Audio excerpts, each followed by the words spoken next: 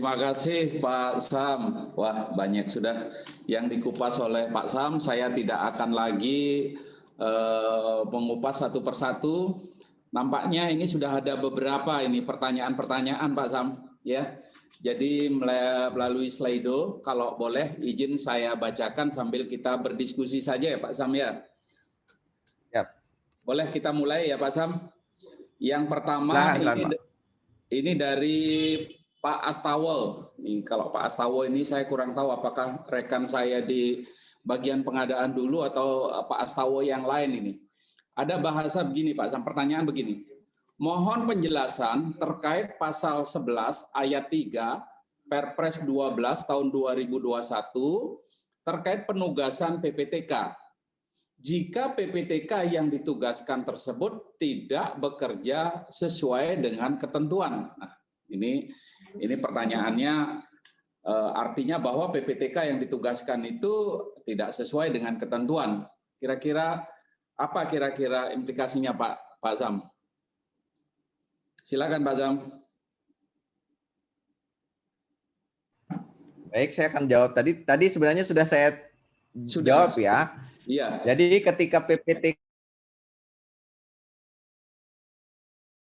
tentu pertanggungjawaban tugasnya itu bertanggung jawab kepada pengguna anggaran. Maka pengguna anggaran itu memiliki kewenangan untuk langsung mengambil alih tugas itu apabila memang di dalam proses pelaksanaannya PPTK ini tidak sesuai dengan ketentuan. Maka dari itu ketika PA-KPA itu dilengkapi organisasinya dengan organisasi yang disebut dengan pejabat penata usaha keuangan. Sehingga PPTK ini benar-benar tidak bekerja sendiri tetapi tetap terkontrol. Jadi ketika pejabat penata usaha keuangan menemukan bukti-bukti tagih yang tidak sesuai dengan ketentuan, maka pejabat verifikator ini diberikan kewenangan untuk menyatakan bahwa ini tidak bisa diterima. Nah, ini salah satunya ketika pejabat penata usaha keuangan tidak melakukan sesuai dengan peraturan. Termasuk ketika ini juga saya yakin ini pertanyaannya adalah kalau misalkan terjadi perbuatan pidana di dalamnya. Tadi saya sudah jelaskan. Ketika ditemukan adanya bukti-bukti kuat mens rea, niat jahat dari oknum PPTK ini, maka tanggung jawabnya adalah tanggung jawab pribadi dari si PPTK tersebut. Maka dari itu langkah-langkah kepidana ini panjang sekali. Ada melalui yang namanya apa? APIP. Aparatur pengawas atau pemeriksa internal pemerintah. Ini dilakukan penelitian, pemeriksaan, ya, kemudian diberikan kesimpulan dan seterusnya. Jadi ketika PPTK itu melakukan tindakan yang tidak sesuai dengan tugas pokok dan fungsinya, pengawasan pertama itu ada di pemberi tugas. PPTK adalah bertanggung jawab kepada PA-KPA. Apabila di dalamnya ditemukan setelah dilakukan pemeriksaan, diaudit, ditemukan indikasi perbuatan jahat, niat jahat, maka ini kemudian ditindaklanjuti, dipertanggungjawabkan secara pribadi, ditindaklanjuti melalui proses prosedur yang hukum yang berlaku. Demikian Pak Made. Baik, jadi artinya bahwa penugasan itu PA tetap harus melakukan check and balancing ya Pak Sam ya. Betul. Jadi tidak betul bisa sekali. lepas begitu saja ya. Jadi check and balancing itu harus tetap dilakukan oleh PA. Ya, baik. Betul. Saya lanjutkan. Sedikit tambahan. Oh ya. Sekaligus meluruskan pemahaman bahwa yang namanya bertanggung jawab itu berbeda dengan bertanggung gugat. Pak Sam, diingatin tuh, ya. Bukan berarti kalau sudah, contoh seperti dalam klausel kan saya sebutkan tadi, bahwa kalau ditugaskan maka tanggung jawab ada pada pemberi tugas, kan begitu tuh. Bukan berarti Ya. kalau hal demikian, begitu ada kesalahan dari pelaksana tugas, semua yang ditanggung gugat adalah pemberi tugas. Bukan seperti itu. Ya, Pak Sam, silakan Pak Sam. Saya mancingnya Pak Sam ini. Ini tanggung jawab tanggung gugatnya ini harus dijelasin ini. Karena kalau tidak seperti ini, biasa saja gitu. Kalau gitu gampang saja. Saya sebagai PPK atau PPTK bikin salah saja. Nanti yang berikutnya yang tanggung jawab kepala dinas semua sebagai PA. Mundur semua orang jadi kadis, Pak. Kalau seperti itu, bukan begitu maksudnya. Iya, Silakan Pak Sam. betul, betul sekali. Betul sekali ya, saya sepakat dengan Pak Halid. Jadi harus dibedakan antara tanggung jawab dan tanggung gugat karena terkait dengan tindakan kalau kita lihat tindakan di pasal 11 itu kan tindakannya jelas sekali. Tindakan mengendalikan kontrak itu ditugaskan kepada pejabat pembuat komitmen. Bahkan kalau PPTK-nya memiliki sertifikat kompetensi, maka dari itu PPTK ini juga dilekatkan dengan syarat sertifikat kompetensi karena dia melaksanakan tindakan mengendalikan kontrak. Nah, mengendalikan kontrak ini adalah sebuah tanggung jawab perikatan. Nah, tanggung jawab perikatan di sana ada tanggung yang namanya dengan tanggung gugat. Nah, ini proses juga perikatan. Nah, ini akan diatur oleh secara keperdataan. Siapa yang melakukan kesalahan? Siapa yang bertanggung jawab terhadap kontraktual tersebut? Ini juga harus kita pilih mana tanggung jawab kewenangannya, mana tanggung jawab tugasnya. Mungkin demikian, Pak Made. Terima kasih Pak Sam. Oke, saya kira jelas. Ini berikutnya ada juga pertanyaan. Kalau yang sudah dijelaskan secara tegas tadi, saya tidak akan ulang untuk membacakan. Ini dari Desa Ayu Sri Astuti. Pertanyaannya, pada pasal 10 ayat 5 Perpres 12 tahun 2021, jadi pasal 10 ayat 5, ya, jadi pasal 10 itu terkait dengan KPA ya. Ya. Disebutkan KPA boleh merangkap PPK. Jika tidak ada KPA dan PPK, apakah semua proses pengadaan dijalankan oleh PA? Mungkin dikasih jawaban sedikit saja Pak Sam. Silakan. Kalimatnya sederhana. Ya. Jadi jika tidak ada KPA, jika tidak ada PPK, maka PA menyatakan dirinya mampu melaksanakan itu semua. Ya. Itu saja, Pak. Oke, jelas ya, tadi sudah dijelaskan bahwa sebenarnya terkait dengan PA itu adalah opsi pilihan. Ya, begitu pula terkait dengan PPK itu adalah opsi dan pilihan. Harus dilihat terkait dengan rentang kendali tugas, lokasi, anggaran dan lain sebagainya. Betul. Baik. Kita lanjutkan untuk pertanyaan. Oh ya, ini dari Bogong, boleh kita berpartner Bogong? Ya, silakan. Begini Pak Sam, mungkin ada beberapa pertanyaan dari beberapa SKPD kami yang ada di Bandung. Berapa sih sebenarnya maksimal kita membutuhkan KPA? Nah, apabila kan kemarin dijelaskan di KPA mungkin ada tergantung dari rentang tugas, kemudian besar anggaran.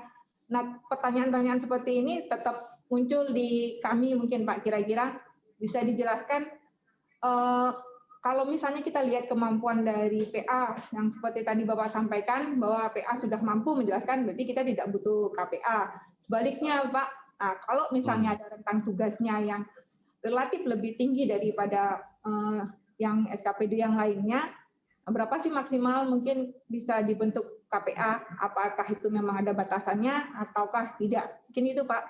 Terima kasih Pak Sam. Oke, baik. Terima kasih. Nah, jadi di sini maka dari itu ketika berbicara tentang beban anggaran kegiatan subkegiatan, itu Permendagri 77, ini kemarin juga saya sampaikan juga kepada Pak Hilman Rosada. Jadi konsepnya begini, Kemendagri tidak punya kemampuan untuk memastikan beban anggaran, beban kerja yang sama di seluruh SKPD di seluruh Indonesia. Maka dari itu formulasi Permendagri 77 tahun 2020 ini diformulasi membebaskan kepada pemerintah daerah, dalam hal ini bupati, kepala daerah, gubernur, bupati, wali kota, untuk menyesuaikan dengan struktur organisasi yang ada di daerahnya. Seperti kita ketahui misalkan, struktur organisasi itu sudah diatur di PP 16 tahun 2018.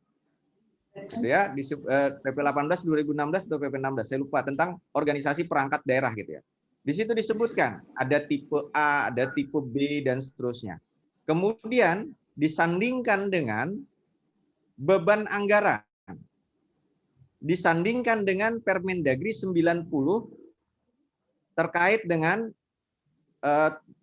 kegiatan, klasifikasi, kodifikasi, program, kegiatan, dan subkegiatan.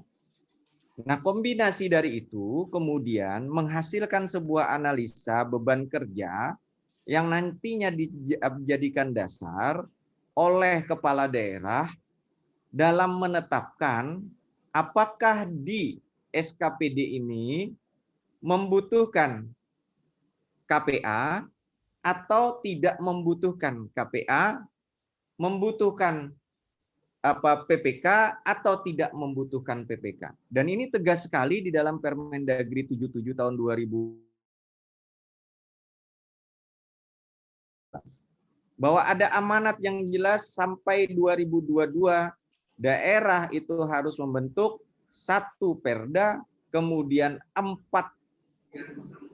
peraturan kepala daerah. Salah satunya adalah analisis beban kerja dan beban anggaran. Nah, jadi kalau ditanyakan kira-kira berapa sih jumlah kegiatan yang disebut jumlah kegiatan yang bisa membentuk KPA, itu kalau dicari di regulasi Kemendagri-nya tidak ada, karena kami juga menanyakan kemarin ke Pak Helman Rusada, dan juga saya juga coba tanya kepada beberapa rekan-rekan di Kemendagri juga. Ya, tergantung dari beban anggaran yang dimiliki oleh daerah atau satuan kerja perangkat daerah tersebut. Dinas, misalkan dinas PU di satu SKPD, itu bisa saja dia tidak membutuhkan KPA, sehingga dia tidak membentuk KPA. Dia hanya membentuk apa? Pejabat-pejabat pembuat komitmen saja. Bisa saja. Karena misalkan pembangunan jalan, bangunan gedung dan segala macam tidak banyak bebannya di situ. Seperti kita ketahui di Permendagri 90 itu disebutkan misalkan ada subkegiatan pembangunan jalan di kegiatan peningkatan infrastruktur. Pembangunan jalan di satu daerah itu bisa saja pembangunan jalannya cuma 2. Maka kalau pembangunan jalannya cuma 2 di sana, misalnya contohnya, maka beban subkegiatannya akan berbeda dengan daerah yang memiliki program kegiatan subkegiatan yang terkait dengan visi misinya itu dalam rangka meningkatkan infrastruktur jalan. Maka karena sudah menjadi bagian dari visi misi program kegiatan, maka pembangunan jalannya bisa saja ratusan. Nah, ketika ratusan atau lebih dari 10 saja menurut saya, kalau sampai PA-nya tidak membentuk KPA atau tidak menunjuk PPK, ini tentu suatu kemustahilan gitu ya. Karena apa? Dia harus mengendalikan sampai titik kontrak pelaksanaan pekerjaan di 100 paket pekerjaan jalan tersebut. Nah, jadi saya kalau ditanya, saya juga menanyakan hal yang sama dengan apa yang tadi disampaikan. Apakah ada penetapan jumlah kegiatan, jumlah subkegiatan yang misalkan boleh membentuk KPA, yang boleh membentuk PPK dan segala macam, itu dikembalikan oleh Kementerian Dalam Negeri terhadap justifikasi beban anggaran dan beban kerja yang dilakukan oleh daerah melalui penetapan peraturan kepala daerah. Kalau untuk yang sudah ditetapkan oleh Kementerian Dalam Negeri, misalkan tentang beban kerja di sekretariat daerah, itu jelas sekali. Saya jelas sekali bisa menyebutkan bahwa di sekretariat daerah itu kepala bagian, kepala biro itu adalah KPA. Mengingat sekretaris daerah itu dia bertugas dua, koordinator satuan kerja perangkat daerah seluruh daerah, dan dia sendiri juga sebagai pengguna anggaran di SKPD-nya. Sehingga beban kerjanya tentu sangat berat. Begitu juga misalkan di DPKAD. Karena DPKAD itu selain juga sebagai BUD ya, ada meskipun boleh menunjuk kuasa BUD, KBUD, kemudian dia juga PPKAD dan seterusnya. Sehingga beban-beban pengelolaan keuangan daerah ini menumpuk di situ. Bukan menumpuk, kalau bahasa menumpuk nanti dimarahin Kemendagri saya. Artinya ada beberapa tugas wajib yang harus dilakukan oleh satuan kerja perangkat daerah itu, maka harus dilepaskan.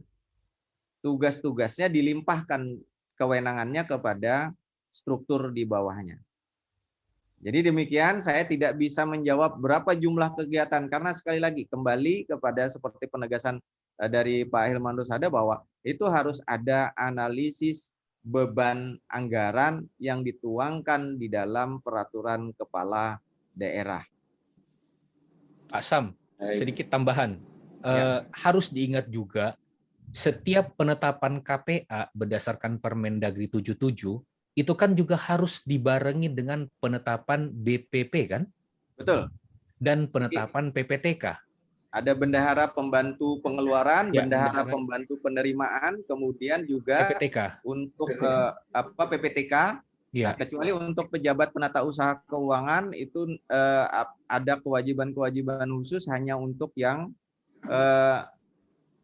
di sekretariat daerah, kemudian untuk dinas atau badan yang memang tidak membutuhkan tambahan PPK unit SKPD bisa saja tidak memiliki PPK unit SKPD, tetapi dia pasti akan punya struktur di bawah yang namanya pejabat pelaksana teknis kegiatan, kemudian bendahara pembantu pengeluaran. Ya, kalau penerimaan kan itu tidak wajib, tapi bendahara pengeluaran pembantu dan PPTK wajib. Jadi satu KPA, satu bendahara pengeluaran pembantu, satu lagi adalah PPTK, itu kan wajib ya.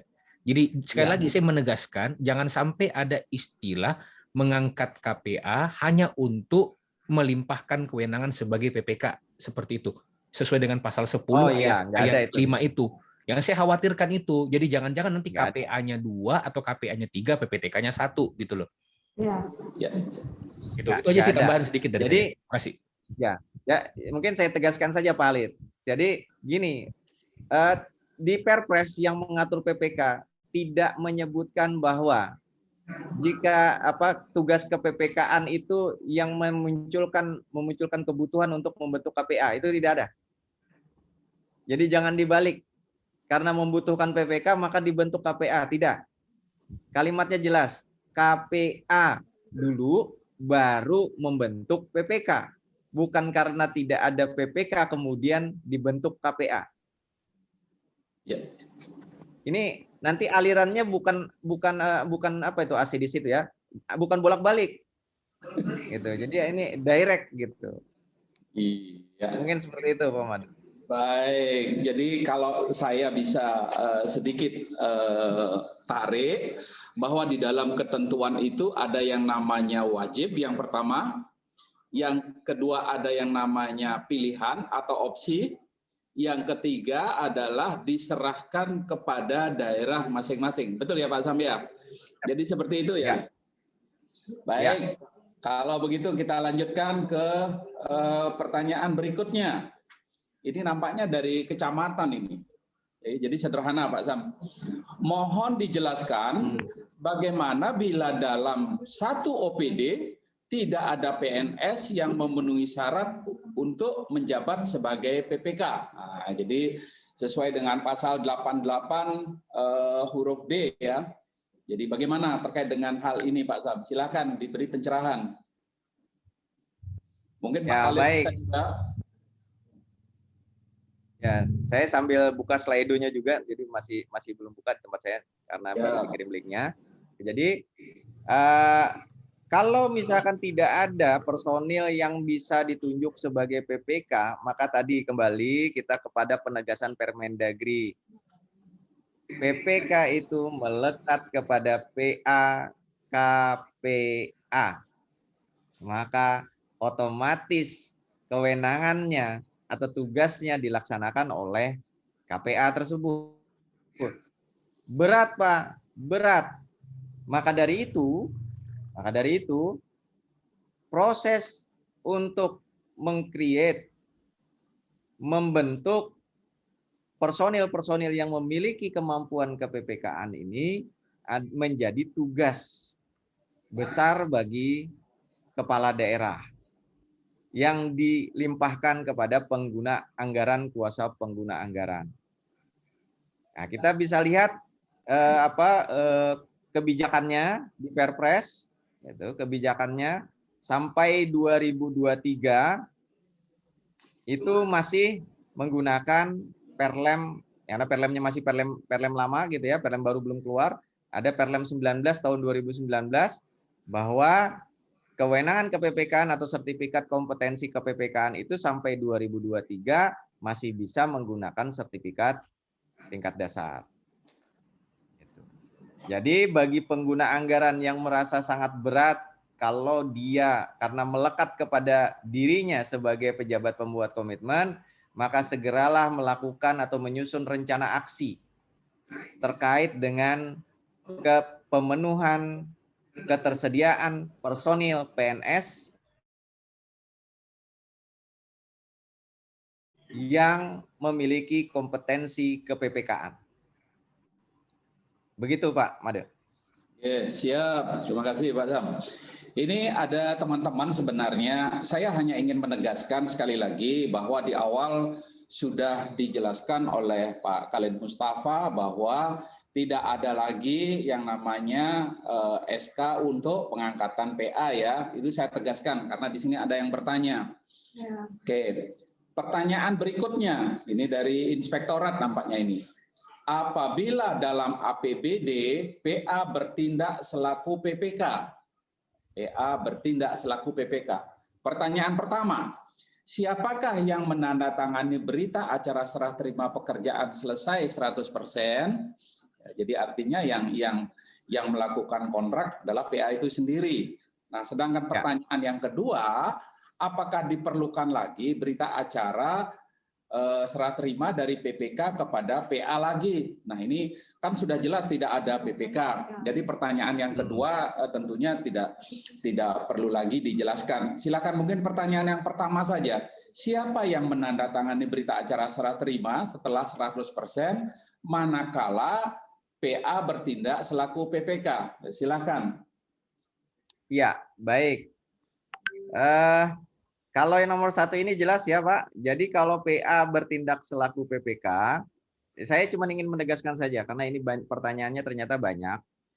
Jadi yang Permendagri mengeluarkan kalimat penegasan bahwa PA PPK ini melekat kepada PA KPA, sebenarnya tanpa ada kalimat ini pun pengguna anggaran, kuasa pengguna anggaran itu tetap berhak untuk menjadi PPK.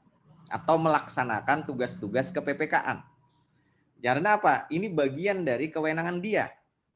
Saya sering menganalogikan, kalau misalkan saya punya mobil, maka tidak ada satu orang pun yang boleh melarang saya untuk menyetir mobil itu. Karena tidak ada surat izin memiliki mobil, surat izin membeli mobil itu tidak ada. Maka kalau saya beli mobil, maka saya berhak dan memiliki kewenangan untuk menyetir mobil itu. Nah, jadi ketika saya menyetir, siapa kemudian yang layak disebut supir? Ya nggak usah layak-layakan gitu.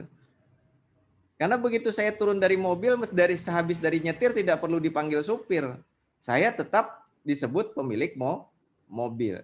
Jadi pertanyaannya, siapakah yang menandatangani BAST setelah pekerjaan selesai? Maka yang menandatangani BAST adalah saya selaku pemilik dari kewenangan penggunaan anggaran. Jadi pengguna anggaran saja tanda tangan. Nah, setelah itu mungkin pertanyaan kedua ini muncul karena itu tadi. Nah, kalau BAST-nya ditandatangani oleh PA, lalu apakah perlu lagi ada berita acara penyerahan? Maksudnya bukan BAST ya. berita acara penyerahan ke PA, ya tidak perlu lagi. Tidak perlu lagi ada berita acara penyerahan. Tapi Pak, di tempat kami itu, kalau tidak ada BAPP-nya, itu kemudian tidak bisa dilakukan pencairan. Gitu. Nah, ini juga susah juga, karena sebenarnya PA-nya bertindak sebagai PPK, PA-nya juga yang mengeluarkan SPM. Ini saya yang punya mobil, saya yang nyetir, kemudian ketika ganti bensin, saya tidak diterima ganti bensin. Karena apa? Anda harus supir dulu baru ganti bensin atau isi bensin. Ini yang susah. Jadi harusnya ada fleksibilitas di dalam prosesnya. Tapi kalau misalkan tetap juga harus ada BAPP, ya berita acara penyerahannya itu jadi aneh. Menyerahkan dari dirinya, menyerahkan kepada dirinya sendiri. Nah, jadi jangan lakukanlah hal-hal yang aneh seperti ini. Saya menyarankan kalau memang sudah seperti itu, kalau memang tidak dapat ditengahi, maka jadikan saja BAST antara penyedia dengan pengguna anggaran yang bertindak sebagai PPK ini, di dalamnya dimasukkan kalimat bahwa ini sekaligus penerimaan pekerjaan oleh pengguna anggaran, walaupun sebenarnya tidak perlu, gitu ya. Jadi BAST ini sekaligus sebagai BAPP sebenarnya. Jadi seperti itu yang bisa ini. Nanti logik pelimpahan kewenangannya itu bisa kita gali, kemudian nanti saya sarankan tuangkanlah itu di dalam peraturan kepala daerah terkait tata usaha keuangan daerahnya sebagaimana amanat dari Permendagri. Jadi kalau misalkan PA-nya bertindak sebagai PPK, dokumen-dokumen apa saja pendukung terkait pembayaran. Kalau bentuk kontrak sudah jelas di Perpres. Ada surat ada bukti pembelian, bukti pembayaran, kwitansi, surat perintah kerja, surat perjanjian, kemudian surat pesanan. Itu sudah jelas di Perpres. Nah, bukti-bukti dukungnya saja nih seperti apa, BAST-nya seperti apa dan seterusnya. Nanti BAST kalau PA bertindak sebagai PPK seperti apa, BAST kalau PA-nya tidak bertindak sebagai PPK seperti apa karena ada PPK dan seterusnya. Termasuk terkait dengan nomenklatur ketika dia bertanda tangan kontrak. PA bertanda tangan kontrak itu apakah perlu disebut PA bertindak sebagai PPK? Tidak perlu. Itu saja PA yang bertanda tangan kontrak gitu. Tidak masalah. Kalau PPK yang tanda tangan kontrak gimana Pak? Apakah perlu disebut sebagai bertanda tangan kontrak atas nama tanpa dituliskan atas nama maupun dituliskan atas nama pun di SK sebagai PPK dan surat tugas sebagai pejabat penanda tangan kontrak itu jelas bahwa PPK bertindak atas nama PA KPA sesuai Undang-Undang 30 tahun 2014. Demikian Pak Mada. Ini ngomongin kontrak lagi Pak Sam, nampaknya ini bercermin dari pengalaman yang ada ini. Saya yakin ini sifat daripada pertanyaan ini hanyalah untuk meluruskan. Pertanyaannya begini, ya, bila PPK diberikan tugas melakukan perjanjian, ini Pak Khalid tadi sudah menjelaskan sih di awal ya, apakah dalam perjanjian perlu ada mengetahui PA atau KPA? Mengingat PPK hanya melaksanakan tugas dari PA KPA. Ini nampaknya kalau di webinar kita jelaskan, banyak orang yang akan mendengarkan. Ya, mungkin yang berinisial AS ini tidak mampu menjelaskan. Ini mungkin perlu penjelasan dari Pak KM atau Pak Sam ini. Silakan Pak Sam. Siap. Jika PPK bertanda tangan kontrak, apakah perlu ada mengetahui PA KPA? Kalau mengetahui PA KPA, mending tanda tangan kontraknya jangan diserahin kepada PPK. Orang PA KPA-nya jelas bisa bertanda tangan kok. Ya. Iya. Jadi ya mending PA saja bertindak sebagai PPK. Berarti tidak membutuhkan PPK untuk tanda tangan kontrak, membutuhkan PPK hanya untuk mengendalikan pekerjaan saja. Jadi tolong bedakan, pejabat pembuat komitmen itu bukan pejabat penanda tangan kontrak. Pejabat pembuat komitmen itu adalah petugas yang melaksanakan pembuatan tindakan-tindakan, tadi tindakan ya, tindakan-tindakan pembuatan komitmen. Jadi dia hanya pelaksana tugas pembuatan komitmen saja. Apa itu pelaksanaan tugasnya? Ada di dalam Perpres pasal 11 A sampai P ya, kalau tidak salah. Nah, di situ jelas disebutkan apa tugas-tugasnya. Tidak wajib tanda tangan kontrak. Tanda tangan kontrak ini tugas tambahan. Kalau misalkan PA-nya bisa bertanda tangan kontrak di mengetahui, ngapain memerlukan petugas lain untuk tanda tangan kontrak? Ya dia saja langsung tanda tangan kontrak gitu. Nah, ini juga keanehan Pak ketika ada mekanisme itu. Tapi Pak, kalau misalkan tidak ada mengetahui, nanti PPK-nya gimana? Bertanggung jawab sendirian dong. Tadi saya selalu bilang, dan ini juga mungkin hal yang tidak luput dari perhatian kawan-kawan. Dalam formulasi surat perjanjian, karena ini yang nyusun ya, khususnya konstruksi ya, kita sudah dengan Pak Halid sudah sering kali menyebutkan, SK itu merupakan, SK atau surat tugas, itu merupakan bagian tidak terpisahkan dari perikatan. Maka di situ sudah disebutkan, ditegaskan, setiap kali PPK melakukan tindakan, itu dasarnya SK. Dan SK merupakan bagian dari surat perjanjian. Nanti lihat di hierarki itu. Ada adendum kontrak, ada pokok perjanjian, ada SSUK, SSKK, daftar kuantitas. Di terakhir itu ada SK PPK. Makanya dulu waktu zaman ada PPHP, selalu yang diminta pertama kali SK PPK mana. Ini tujuannya apa? Untuk memastikan betul-betul bahwa PPK ini paham betul dia adalah hanya petugas pelaksananya pengguna anggaran dalam hal bertanda mengetahui tanpa ada atas nama. Sebenarnya sudah tegas ketika dia di-SK-kan oleh PA-KPA atau diberikan tugas oleh PA-KPA mendatangkan kontrak, yang jangan lupa ini surat tugasnya ini ya, sering-sering surat tugas atau di dalam SK-nya tidak ada klausula bahwa PPK diberikan kewenangan tanda tangan kontrak. Ini yang akan jadi masalah. Kalau ada itu maka lurus berlaku seperti yang saya sampaikan ini. Jadi ada mengetahui atau tidak ada mengetahui, ada tulisan atas nama PA atau tidak ada tulisan atas nama PA, maka ketika ada SK dan surat tugas tersebut, maka PPK itu bertanggung jawab hanya kepada pengguna anggaran dan bertanda tangan kontrak atas nama pengguna anggaran. Jadi tidak perlu takut. Tetapi kalau misalkan PA-nya tetap ingin bertanda tangan gimana Pak? Ya sudah, berarti tidak perlu PPK untuk tanda tangan kontrak, hanya perlu PPK untuk mengendalikan pekerjaan. Asam, Pak Sudarsana, tambah dikit. Siap. Ayo dong kita bedakan antara kontrak dengan buku nikah. Ini kayaknya mau dianggap kontrak sebagai buku nikah, ada saksi di bagian belakang gitu loh. Ya, yang namanya mengetahui itu mengetahui kegiatan itu terjadi. Itu yang pertama. Jadi bedakanlah. Terus yang kedua, kontrak adalah perikatan atau perjanjian antar dua pihak atau lebih. Kontrak adalah perikatan atau perjanjian antar dua pihak atau lebih.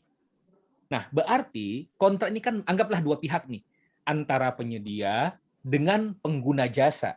Pengguna jasa dalam hal ini adalah kita, kementerian, lembaga, atau Pemda. Nah, Bapak-bapak dan Ibu-ibu, kalau di Islam itu ada hadits ini.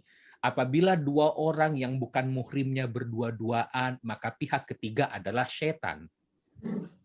Nah, ini jangan-jangan yang pihak ketiga tiba-tiba muncul bukan menjadi bagian ini, menjadi setan dalam kontrak tersebut gitu loh. Ya, ayolah. Ya, yang melakukan pekerjaan adalah pihak pertama dalam ini penyedia. Yang memeriksa, menerima dan sebagainya ini adalah pengguna jasa, dalam hal ini sudah diwakili oleh PPK. Kok tiba-tiba muncul pihak ketiga yang namanya pun tidak disebutkan dalam kontrak gitu loh. Di kontrak kan jelas. Pihak pertama hak dan kewajibannya ini, pihak kedua hak dan kewajibannya ini. Ya, kalaupun ada tim kayak direksi teknis dan seterusnya, itulah bagian daripada pihak kedua. Lah kok tiba-tiba muncul mengetahui, menyetujui dan sebagainya? Ini maksudnya apa? Gitu loh. Dan juga yang ketiga, dalam seluruh standar dokumen pemilihan, standar dokumen kontrak yang dikeluarkan oleh LKPP, yang nantinya akan dikeluarkan oleh Kementerian PUPR, tidak ada kolom mengetahui ketiga itu. Jangan nambah-nambahin. Jadi apabila ada yang nambah-nambahin, berarti lebih tinggi daripada LKPP dan Kementerian PUPR. Bikin dokumen sendiri, Bapak dan Ibu. Dan saya mengingatkan yang keempat, berdasarkan peraturan pemerintah PP 14 tahun 2021 tentang penyelenggaraan jasa konstruksi, standar dokumen kontrak untuk APBN dan APBD ditetapkan oleh menteri yang membidangi tentang jasa konstruksi. Siap-siap nanti akan ada peraturan Menteri PUPR tentang standar dokumen kontrak khusus konstruksi.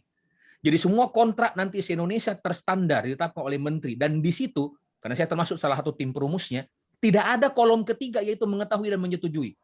Apabila itu terjadi, berarti Bapak dan Ibu sudah melakukan pelanggaran terhadap peraturan pemerintah, telah melaksanakan, istilahnya kalau Pak Samsul ini adalah penyalahgunaan kewenangan sesuai dengan Undang-Undang Administrasi Pemerintahan, gitu kan. Bagaimana implikasinya? Pak Samsul yang jelasin, gitu. Mungkin demikian tambahan dari saya. Saya lagi. Enak kan begitu kan, nembak-nembak itu aja. Iya, jadi langsung ya, tegas ya. Kenapa harus berisi mengetahui begitu ya? Kalau ingin ikut serta umpamanya dalam kasus itu ya monggo begitu ya. Baik. Ini sebenarnya mudah-mudahan karena tidak berisi identitas dari mana, saya curiganya ini apakah dari SKPD yang memiliki rentang kendali pegawai yang sangat sedikit, mungkin sekaligus diberikan solusi Pak Sam. Mohon izin bertanya, apabila di instansi ditunjuk satu orang menjadi PPK, jadi satu orang menjadi PPK, tentunya yang bersangkutan pasti sudah memenuhi persyaratan di pasal 88 dan masih menjadi PPTK. Apakah hal ini masih dibolehkan? Nah, kalau tidak dibolehkan solusinya seperti apa? Silakan. Oke. Baik, ini juga dilematis ya, banyak juga ditanyakan, tapi pertanyaan ini menurut saya penting sekali untuk kita klarifikasi bersama. Jadi saya ingin menyampaikan yang pertama, karena ini forum terbuka gitu ya. Kalau dari sisi struktur pengelolaan keuangan daerah, maka aktor utama pengelolaan keuangan daerah itu bukan PPK, tetapi PPTK. Aktor utama pengelolaan keuangan daerah itu adalah PPTK. Tetapi kalau ditanyakan di pengadaan barang jasa, aktor utama pengelolaan barang jasa itu siapa? Aktor utamanya adalah PPK. Nah, ini supaya kita bisa bedakan. Jadi tugas ke-PPK-an untuk PPTK itu adalah tugas tambahan, bukan tugas utama, karena dia bukan aktor utama pengadaan barang jasa. Jadi ketika dia pejabat struktural di satu SKPD, kemudian ditunjuk menjadi PPTK, dan kebetulan dia juga memiliki sertifikat kompetensi, maka dia dapat melaksanakan tugas atau bertugas sebagai pejabat pembuat komitmen A sampai M. Jadi ini opsi yang paling aman, ya, opsi yang paling aman. Jadi bagi pejabat struktural yang memiliki sertifikat pengadaan barang jasa, sekarang sampai 2023 masih tingkat dasar masih diterima berdasarkan Perlem 19 tahun 2019, karena belum diubah, maka saya menggunakan referensi itu. Maka PPTK tadi hanya melaksanakan tugas A sampai M saja. Tugas yang lainnya itu dikembalikan kepada pengguna anggaran, kuasa pengguna anggaran. Ini opsi yang paling aman. Opsi yang paling aman dan bebas dari tafsiran apapun. Semoga ya, semoga. Ini nanti yang menafsirkan susah juga.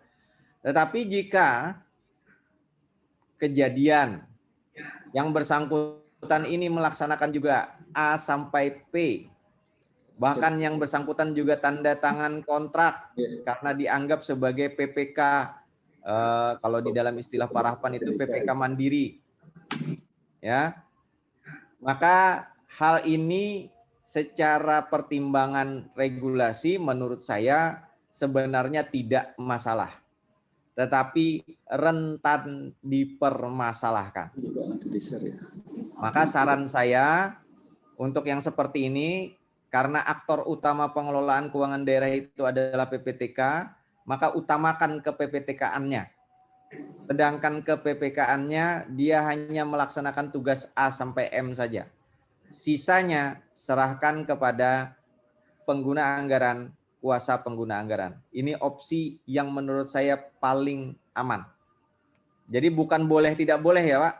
Kalau ada yang keterlanjuran dan meminta pendapat hukum dari saya nanti akan berikan. Kalau ada yang mempermasalahkan.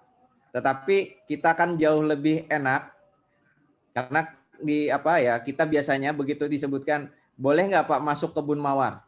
Jangan, nanti luka karena tertusuk duri.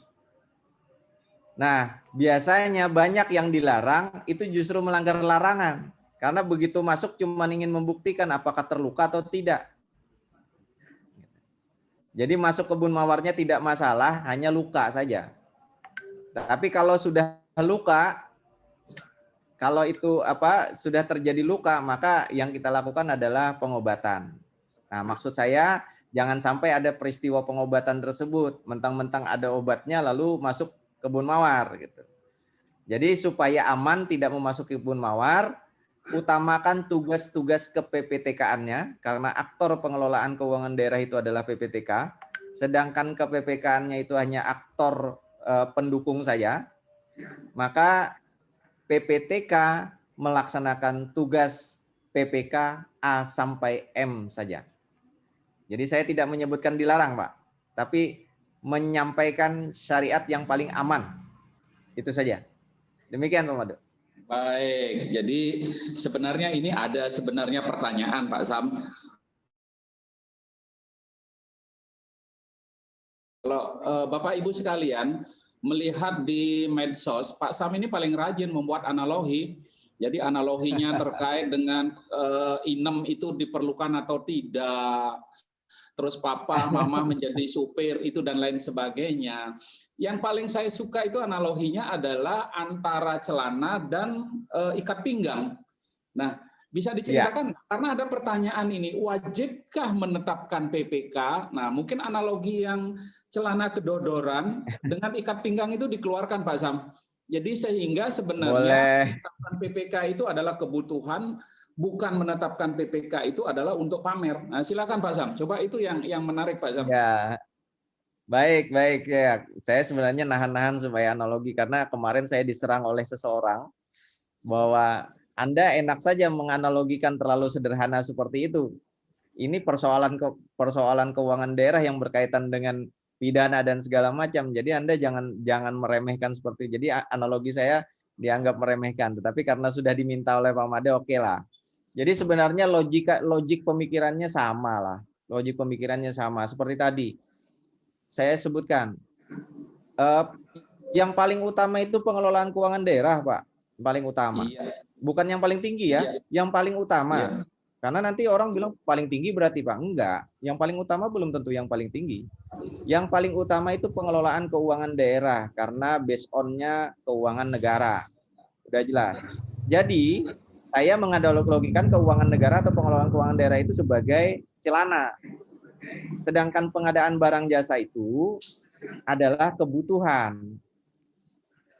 Jadi yang utamanya adalah celananya itu pengelolaan keuangan daerah. Ketika kita sudah menggunakan celana yang slim fit, ketat, legging gitu, maka pertanyaannya apakah kita perlu pakai ikat pinggang? Nah, kalau kita pakai ikat pinggang, tentu hukumnya apa? Hukumnya cuma satu, yaitu keinginan, bukan kebutuhan. Iya. Karena apa? Ingin dilihat fashionable.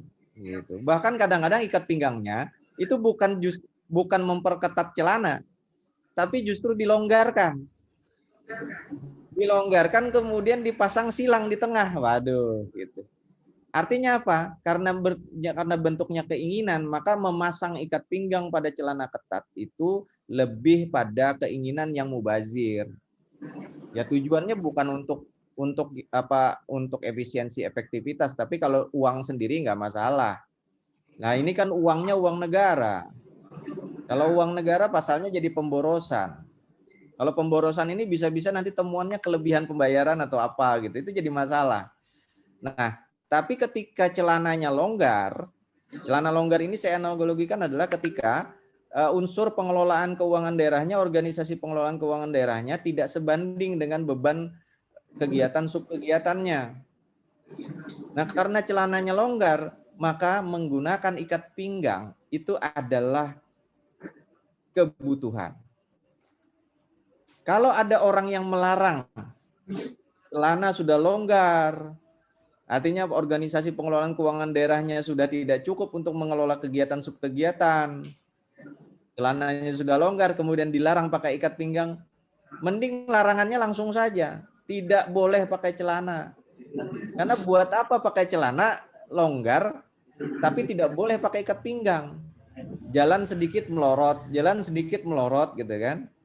Nah ini pemikiran saya terkait analogi-analogi itu, termasuk tugas-tugas yang lain ya, seperti mungkin analogi inem itu maksud saya apa?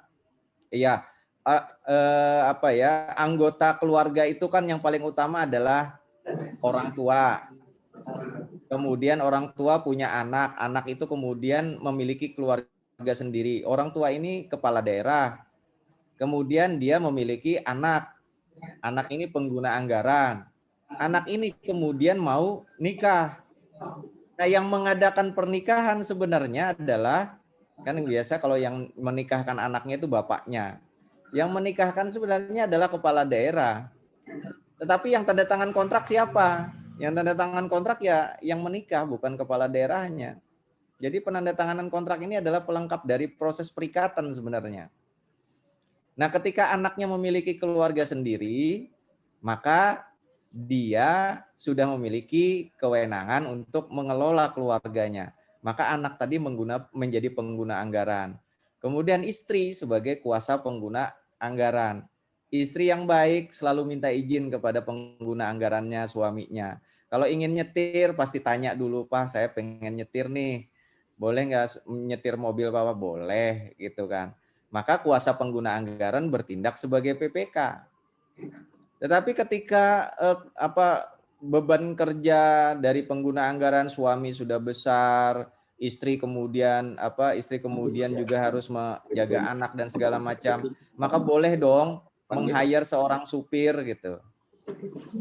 Nah, supir inilah yang menyelenggarakan tindakan ke-PPK-an, ya nyetir gitu ya. Maka ini yang disebut PPK mandiri. Sebenarnya kalau kita kaitkan dengan itu logika-logikanya masuk kok semua. Cuman kadang-kadang kita nyusahin sendirilah. Iya. Ya, saking sederhananya ya tadi kemarin ada yang men-challenge saya dengan itu ya, saking sederhananya. Mungkin beliau suka yang rumit-rumit gitu ya. Kalau saya suka yang sederhana saja, karena yang namanya kita berkeluarga itu kan til jannah ya. Jannah itu kan surga. Surga itu kan tempat enak. Masa tempat sulit gitu kan. Jadi ya kita enakan sajalah. Ketika memerlukan PPK, ya oke saja. Kalau misalkan tidak ada yang bisa ditunjuk PPK, maka kita yang melaksanakan tugas-tugas ke-PPK-an, bukan sebaliknya, nyari yang kedua, ketiga, dan seterusnya. Mungkin seperti itu, Pak Made. Jadi untuk menjawab juga ada teman-teman yang mengatakan bahwa di daerah itu tidak butuh PPK loh gitu. Karena di dalam Perpres 33 tidak ada honor PPK. Dan itu sempat kita bahas ya di Bandung ya. Ya kalau sudah bicara honor repot sudah ya. Apa Pak Sam mau menambahkan itu? Saya ingin nampilin ini aja deh. Nampilin salah satu slide lah ini ya. Silakan Pak Sam, silakan. Oke, saya ke slide yang ini sajalah. Nah, ini sebenarnya analogi saya ini keluarnya di belakangan, Pak.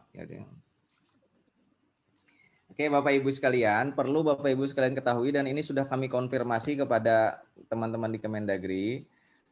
Perpres 33 tahun 2020 ya rasanya itu. Betul. 19 ya, Perpres 33 itu Bapak Ibu sekalian coba cek di Perpres 33-nya. Dasar hukumnya itu adalah Undang-Undang tentang Perimbangan Keuangan Pusat dan Daerah. Itu paling utama. Yang kedua baru Undang-Undang 23 tahun 2014 tentang pemerintahan daerah.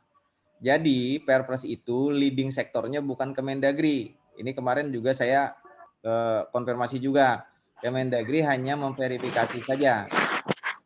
Saat memverifikasi dimintakan pertimbangan.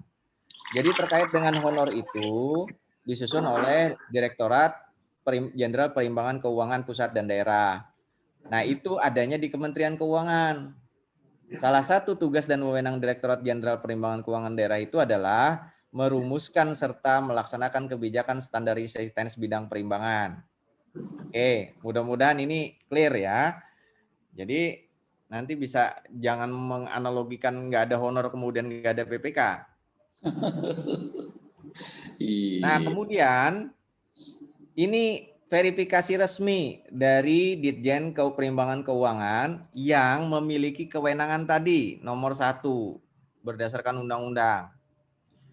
Sini jelas disebutkan yang saya beri biru ini. Untuk pemerintah daerah tingkatannya juga 3, yaitu PA-KPA anggaran, dibantu oleh pejabat pelaksana teknis kegiatan atau pejabat pembuat komitmen. Inilah yang kemudian mendasari, pemahamannya mendasari di Perpres disebutkan PPTK itu dapat melaksanakan tugas-tugas pembuatan komitmen. Nah, lalu pertanyaannya, kenapa di dalam Perpres 33 itu di tabelnya tidak ada honor PPK? Ternyata bagi penyusun Perpres 33 itu mereka menganalogikan, mempersamakan PPTK itu dengan pejabat pembuat komitmen. Nah, maka di sini bisa dilihat di poin B. Sedangkan dalam hal daerah tetap mengangkat PPK dengan merujuk kepada Perpres 16, maka honorarium PPK dalam pengadaan barang jasa dapat dipersamakan. Nih, saya garisin saja ya, ini lupa saya garisnya. Merah saja lah. Nah, oke. Pengadaan sorry.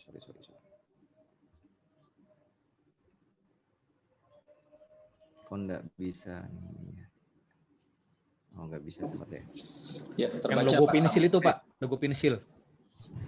Iya, enggak muncul di tempat saya. Oh, muncul. Oh, oke. Ada gangguan mungkin.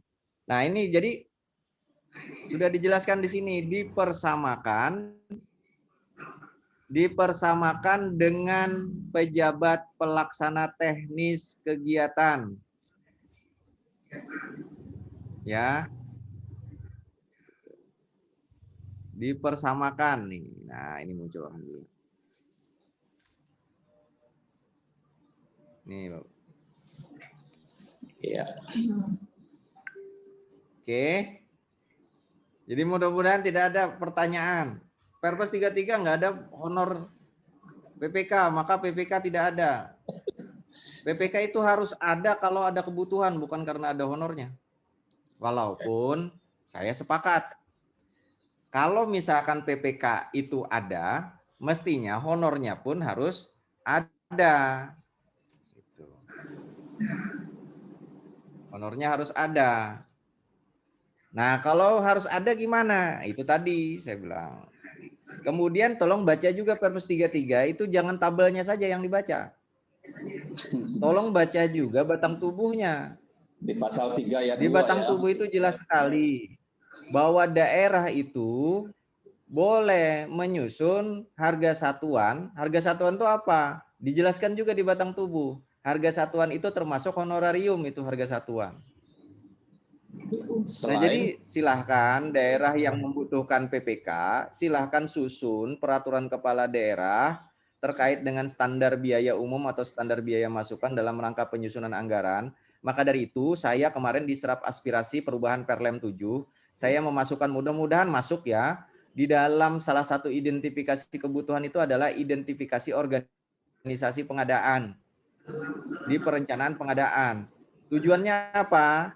Agar nanti di dalam penetapan, sebelum penetapan anggaran pada saat perencanaan pengadaan, salah satunya bukan cuma identifikasi terkait pemaketan, identifikasi terkait juga terkait penetapan organisasi pengadaannya, apakah memerlukan PPK atau tidak memerlukan PPK. Jadi itu dimulai sehingga dari begitu disebutkan ya, memerlukan PPK, iya betul, sejak perencanaan, iya, sebelum menyusun anggaran. Iya. Jadi sudah disusun, oh berarti ada PPK nih di sini di SKPD. Iya, berarti kalau ada PPK udah tetapkan honorariumnya. Nah, honorariumnya berdasarkan apa? Berdasarkan Perkada terkait standar biaya umum. Standar biaya umum berdasarkan apa? Perpres 33. Terkait Perpres 33 dasarnya apa? Ya dasarnya tadi ayat yang menyebutkan bahwa daerah dapat menetapkan harga satuan. Pasal 3 ayat 2. Yang berbeda dari tabel itu. Nah, oke, mudah-mudahan ini bisa jelas ya. Jadi, tapi saya tolong juga ini juga ya pemikiran tentang ya saya sepakat bahwa masa kalau ada PPK nggak ada honor itu wajar, bagus. Tapi kalau ada pemikiran karena nggak ada honor kemudian nggak ada PPK, nah itu yang jangan tuh. Iya. Jadi artinya jangan melihat Perpres 33 hanya di lampirannya saja ya. Lihat pasal 3 ayat 2, kepala daerah dapat menetapkan standar harga satuan selain sebagaimana dimaksud pada ayat 1. Jadi tegas itu Pak Sam ya. Jadi dengan keputusan kepala daerah. Iya. Baik. Bapak Ibu sekalian, ini sudah ada yang mohon untuk link absensi ya. Sebentar lagi sabar dulu Bapak Ibu sekalian ya. Nanti pada saat di menit-menit terakhir itu akan diberikan absensi termasuk juga modulnya ya Bapak Ibu sekalian ya. Baik. Ini berikutnya. Ini kita tidak terasa ini tinggal 15 menit lagi nih. Sudah habis waktunya. Ini dari Dinas Kesehatan ini. Dinas Kesehatan. Saya tahu orangnya tapi tidak menyebutkan nama ini. Sebenarnya sudah dibahas sih tadi oleh Pak Khalid Mustafa, tapi ingin memberikan penjelasan tambahan saja. Apakah boleh tidak seluruh atau hanya sebagian saja kewenangan tersebut yang diserahkan oleh PA ke KPA? Jadi kata dapat tadi itu mungkin yang perlu dipertegas lagi sedikit. Ini nampaknya di daerah kejadiannya seperti ini. Silakan. Ya. Baik. Ya itu tadi Pak, kita ini permasalahannya adalah selalu menstandarisasi. Ya, ini juga bagian yang PR buat kita gitu ya. Karena regulasi itu disusun berdasarkan pertimbangan justifikasi teknis beban kerja, maka tentu pelimpahan kewenangan dan bagian-bagiannya itu didasarkan juga pada asas kebutuhan. Jadi bolehkah kewenangan yang didelegasikan kepada KPA itu tidak seluruhnya seperti yang disebutkan tadi? Ya boleh saja berdasarkan kebutuhan dari pengguna anggaran. Tetapi yang harus konsisten adalah SK-nya. Nah, kadang-kadang, mohon maaf, bukan kadang-kadang, di tempat saya juga sering, SK itu berdasarkan template. Nah, berdasarkan template, ketika sudah template, bahkan kadang-kadang dikonsolidasi. Sudah SK-nya template, dikonsolidasi pula. Jadi ini pakai prinsip pengadaan sebenarnya. Jadi SK-nya dikonsolidasi, SKPA KPA misalkan, atau SKKPA. Itu digabung dengan SKPPTK, digabung dengan SKPBK, digabung dengan SK pejabat pengadaan. Bahkan dulu ada digabung dengan SKPPHP. Nah karena digabung, lalu kemudian si pemegang SK ini, akhirnya dia tidak konsen untuk membaca tugas-tugasnya sendiri. Jadi kembali kepada formulasi SK. Kalau misalkan KPA-nya hanya ingin melimpahkan kewenangan-kewenangan tertentu dari yang dibolehkan oleh ada kalimat dapat tadi ya, maka bisa saja salah satunya, salah duanya, salah tiganya saja untuk dilimpahkan. Tetapi dalam SK itu betul-betul di state bahwa KPA yang ini dia hanya berwenang untuk kewenangan apa-apa saja. Sedangkan KPA ini hanya saya limpahkan ini saja. Nah, jadi silakan kembali kepada formulasi surat keputusan atau surat penetapannya. Jadi kalau saya berpendapat ya karena ada kata dapat itu tadi, tapi ya buat PA kalau tidak melimpahkan secara dari A sampai dari A sampai berapa? Saya lupa di pasal 9 itu ya rugi juga gitu ya.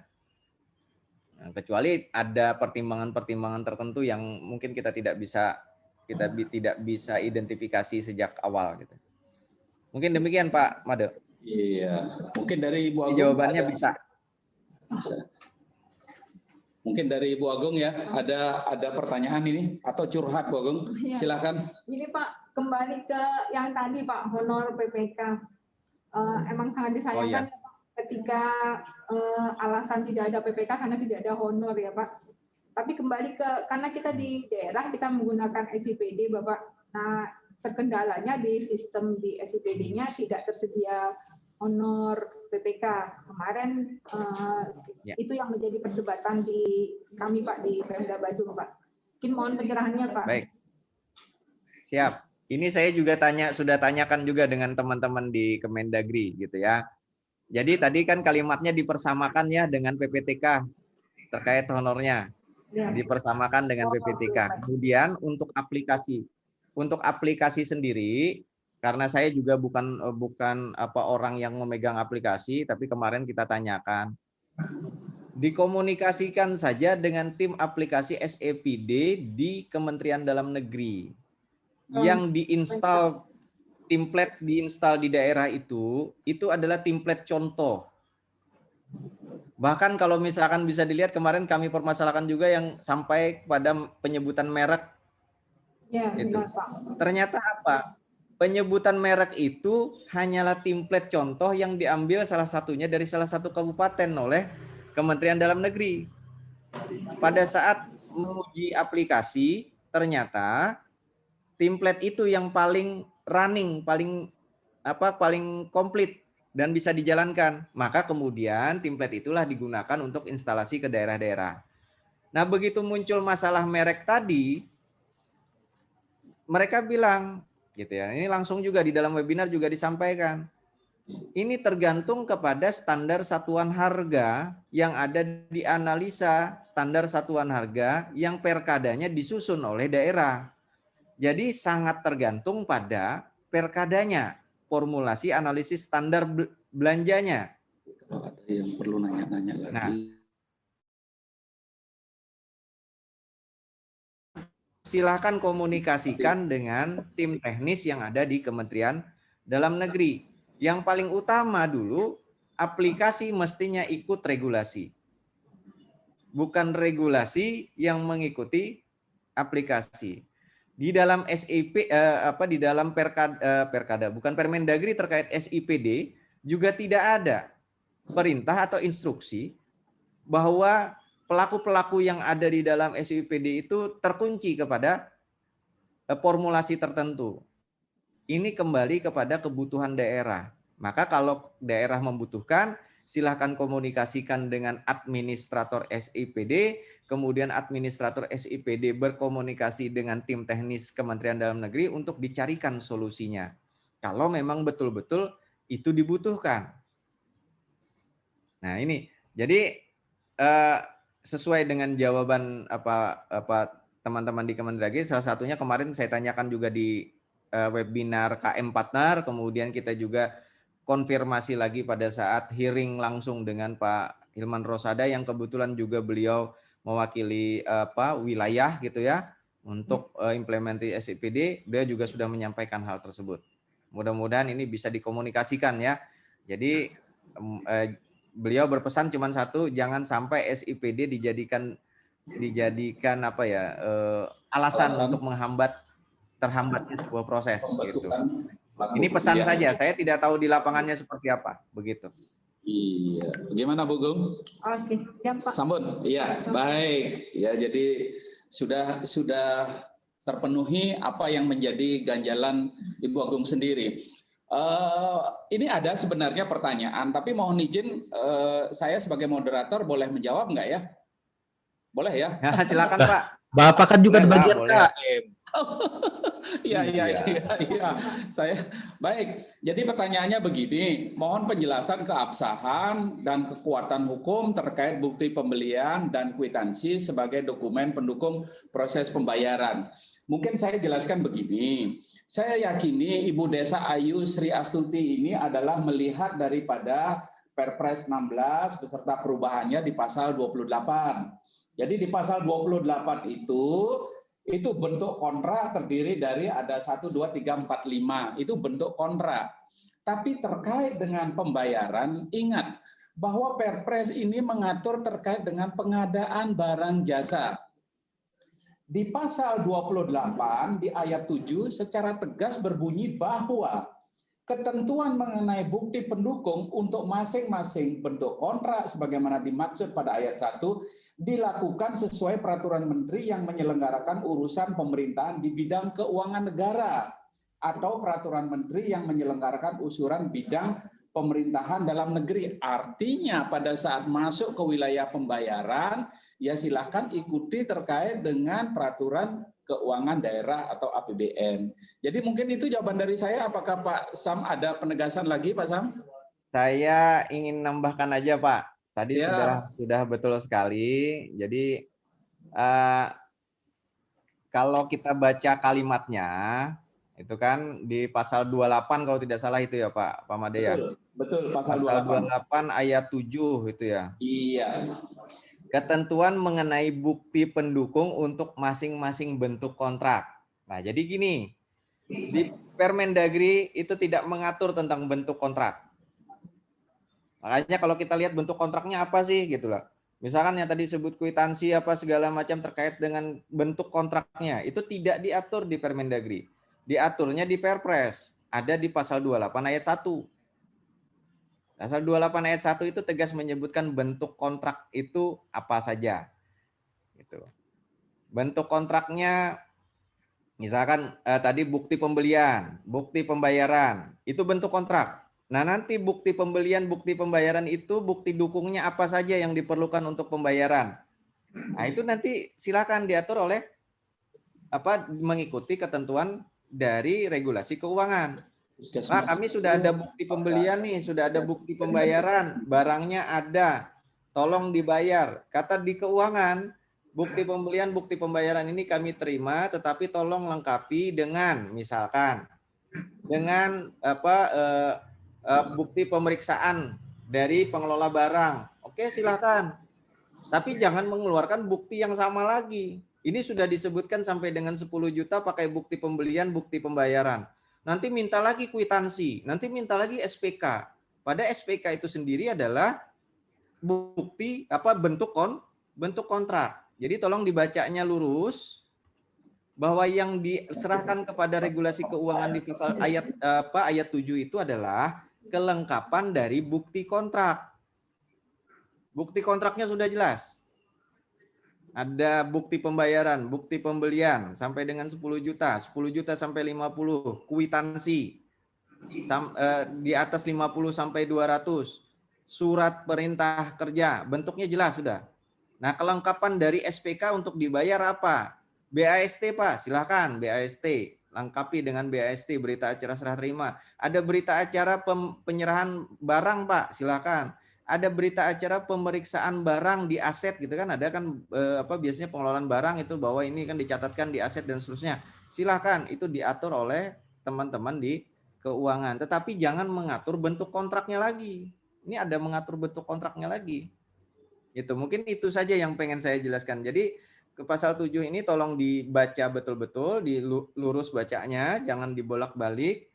Jadi yang diatur oleh pasal 7 ini adalah bukti pendukung dari bentuk kontrak yang sudah ditetapkan di pasal 28 ayat 1. Itu apa saja, itu diserahkan kepada keuangan. Tetapi bentuk kontraknya mengikat kepada Perpres 16 tahun 2018 sebagaimana diubah dengan Perpres 12. Demikian Pak. Pak Sam, Pak Sudarsana sekali juga menegaskan juga bahwa pasal 28 ayat 7 ini itu adalah salah satu pasal yang diubah di Perpres nomor 12 loh.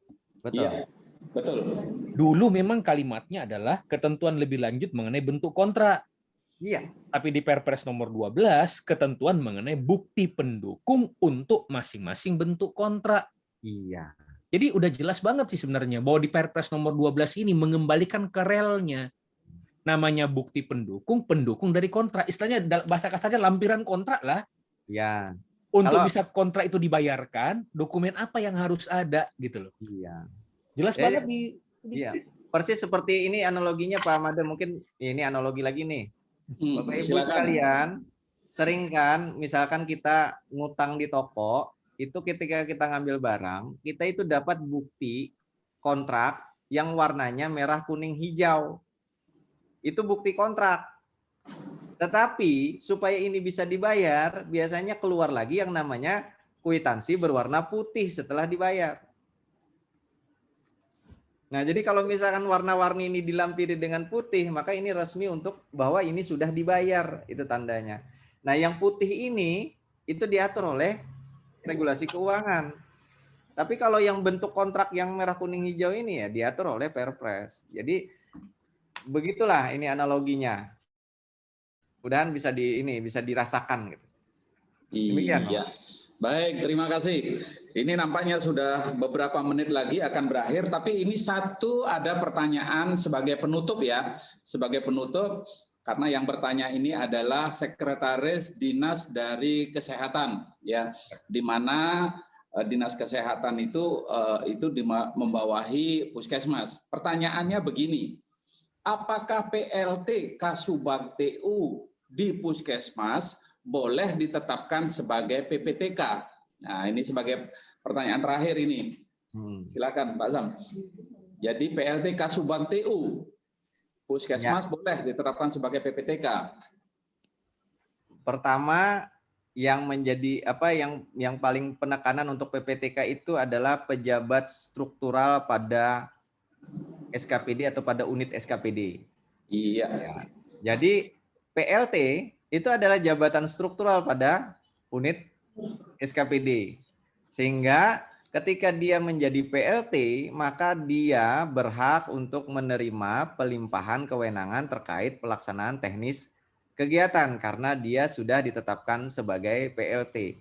Yang tidak boleh itu adalah terkait pejabat tinggi pratama, pejabat tinggi madya, itu kalau tidak boleh di PLT-kan gitu.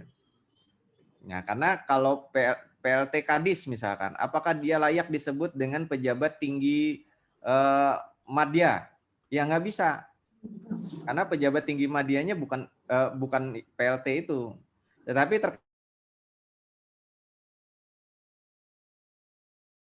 Kadis berhak boleh untuk menjadi pengguna anggaran. Nah, otomatis ketika jadi PLT Kadis sebenarnya dia otomatis menjadi pengguna anggaran. Kemudian PLT Kabid, dia bisa menjadi kuasa pengguna anggaran.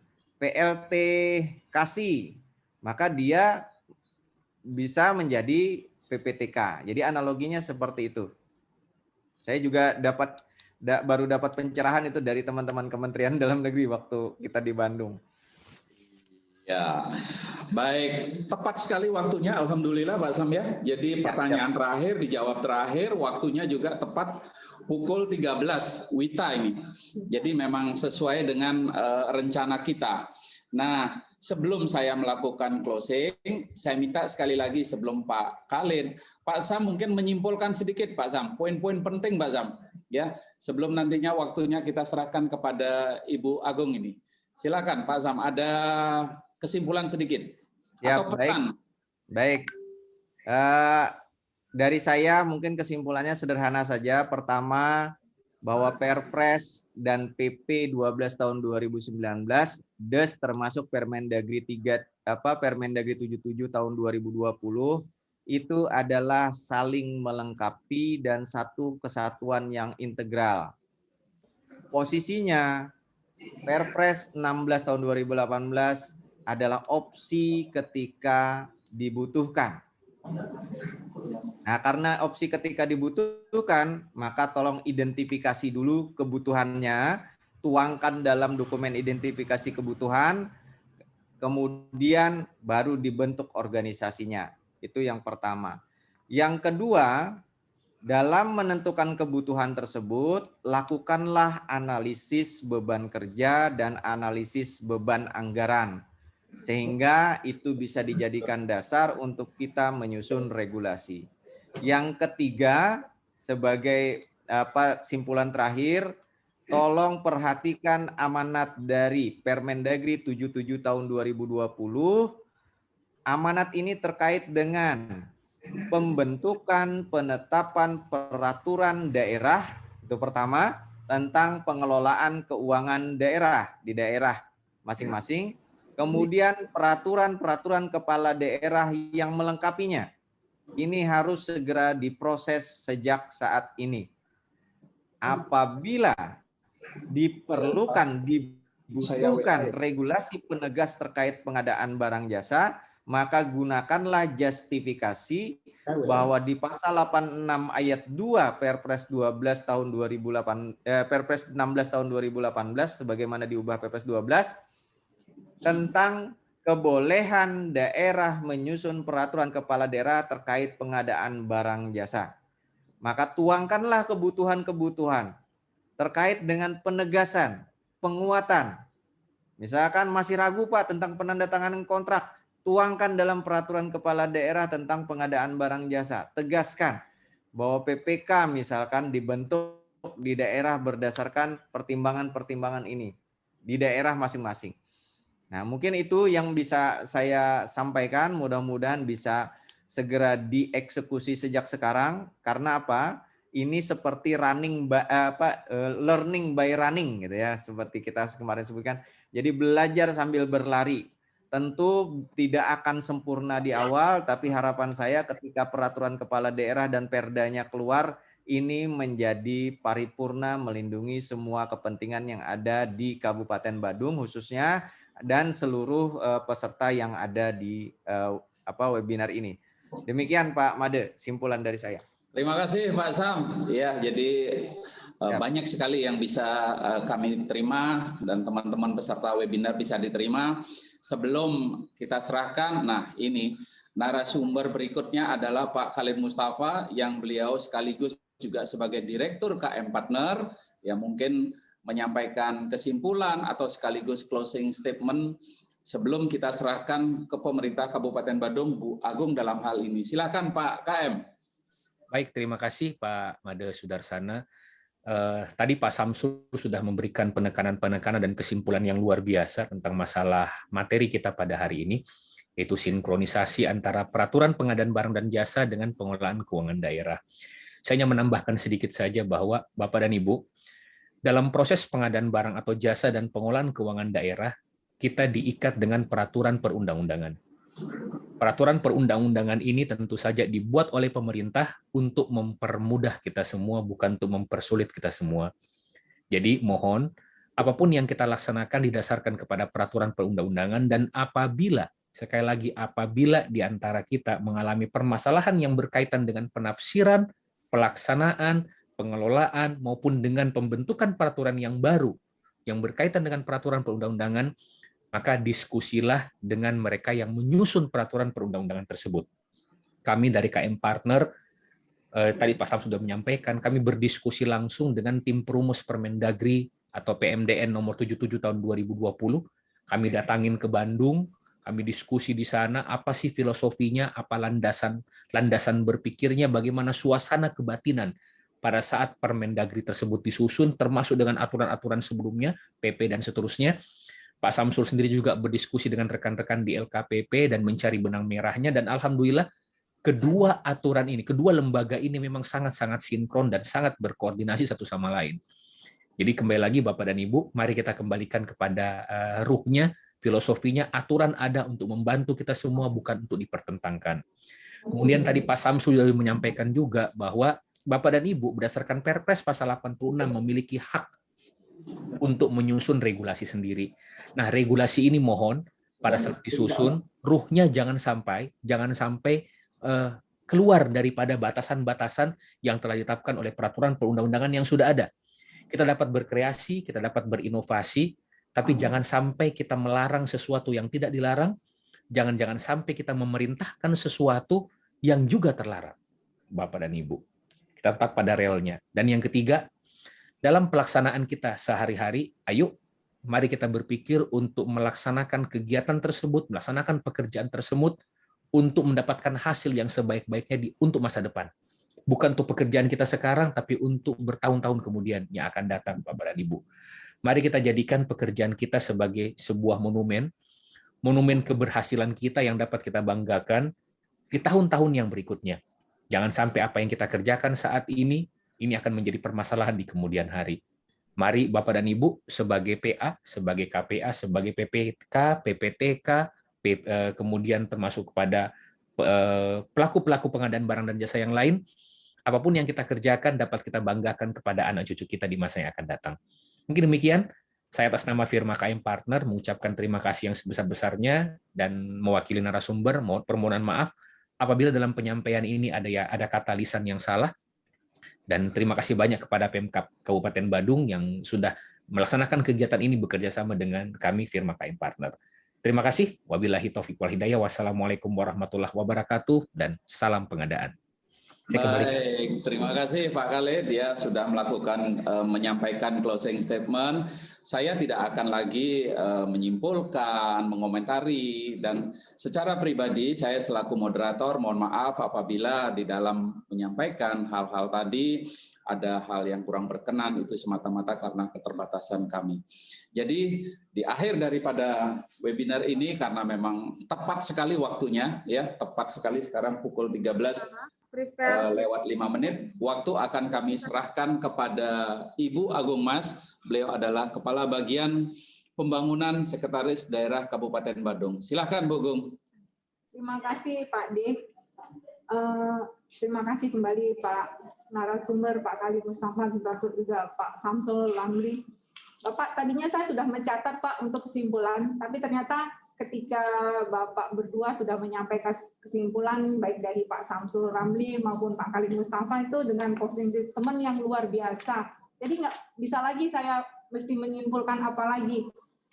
Jadi saya harapkan di sini Bapak Ibu peserta webinar pada siang hari ini, kita pada saat ini kami melihat secara pribadi mendapatkan ilmu yang luar biasa dari Pak Khalid maupun Pak Samsul yang secara sukarela memberikan ilmunya, membagi ilmunya kepada kami. Sekali lagi kami atas nama pemerintah Kabupaten Badung dan saya secara pribadi dari bagian pembangunan Sekda Kabupaten Badung mengucapkan terima kasih atas kerjasamanya sampai terwujudnya webinar ini yang memiliki manfaat luar biasa bagi kami di